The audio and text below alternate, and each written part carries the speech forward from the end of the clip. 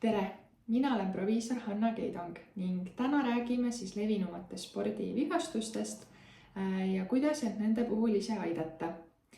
Jõukohane füüsiline aktiivsus on loomulikult ülioluline igas vanuses. Seetõttu räägingi, millised vahendid võiksid olla koduses esmaabipakis ning mida füüsilise aktiivsuse korral jälgida. Esiteks räägime villidest. Rõhutan kohe ka ära, et antud soovitused on mõeldud siis tervetele täiskasvanutele, kellel on jalgadega tõsisemaid probleeme, näiteks diabeedi korral, siis kindlasti enne konsulteerida spetsialistiga. Villide teket on kindlasti tundnud kõik, kes on kunagi sisse kandnud uusi jalanõusid või teinud sporti. Villid enamasti tekivad siis hõõrdumisel, kui jalanõus tekib niiskus ja kuumus. Seetõttu ongi väga oluline valida siis enda tehtavale spordialale sobiv jalanõu tüüp. Kindlasti ei tohiks jalanõu olla siis liiga kõva ega ka liiga pehme tallaga, et täpselt vastavalt sellele, mida on plaanis harrastada. Tossudesse tasuks siis valida niiskust imavad sokid ja jälgida, et jalanõu oleks siis jalas mugav ning toestaks jalga piisavalt. Apteegist leiame siis erinevad hüdrokolloid ehk villiplaastrid ja ville ennetavad pulgad. Neid võib siis kasutada ennetavalt, näiteks sportima minnes, kui on teada, et on oht villide tekkeks.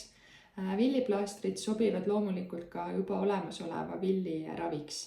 Need tekitavad villi paranemiseks sellise sobiva keskkonna ning väldivad siis villi saastumist. Erinevate nikastuste ja venituste tarbeks soovitan kodus kindlasti hoida külmakotti. Külmakoti kasutamisel aga tasub tähele panna, et seda ei tohiks siis asetada otse nahale. Vahele tuleks panna näiteks rätik, sellega me siis väldime külmakahjustuse tekitamist nahale.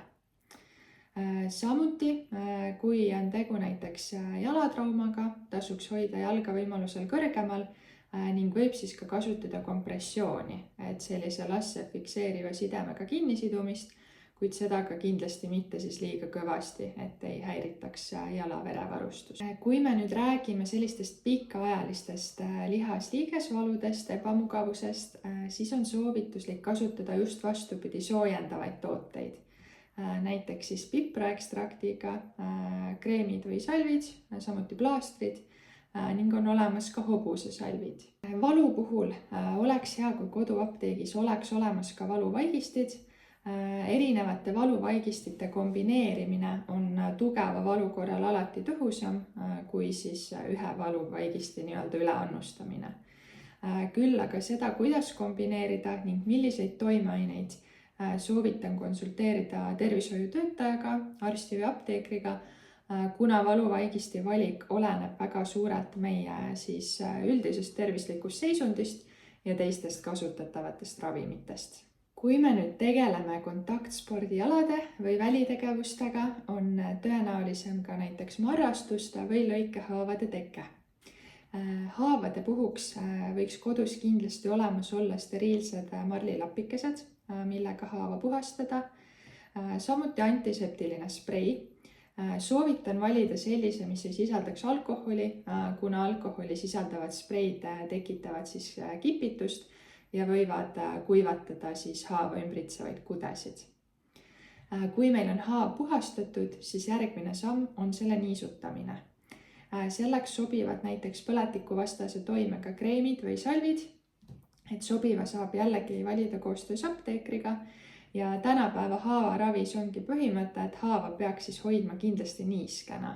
Et haavale ei ole vaja teha seda õhuvanni, vaid pigem paranemist soodustab niiske keskkond ning haava me võiksime katta siis kas ka sideme või steriilse haavaplaastriga, et see hoiab omakorda ära haava infektsioonide tekke. Vigastuste ennetamiseks on igal spordialal oluline korralik soojendus ja õige varustus. Samuti soovitan kodus hoida varustatud esmaabikarbi, mis sisaldaks siis näiteks erinevaid valuvaigisteid ja haavahooldusvahendeid. Tugevama valu, turse või tõsisema haava puhul soovitan kindlasti pöörduda arsti poole. Sellegipoolest tasub kodus hoida kõik vajalikud esmaabivahendid esmaabikarbi kokkupanekul on apteekrid kindlasti sulle hea meelega abiks. Soovin turvalist sportimist!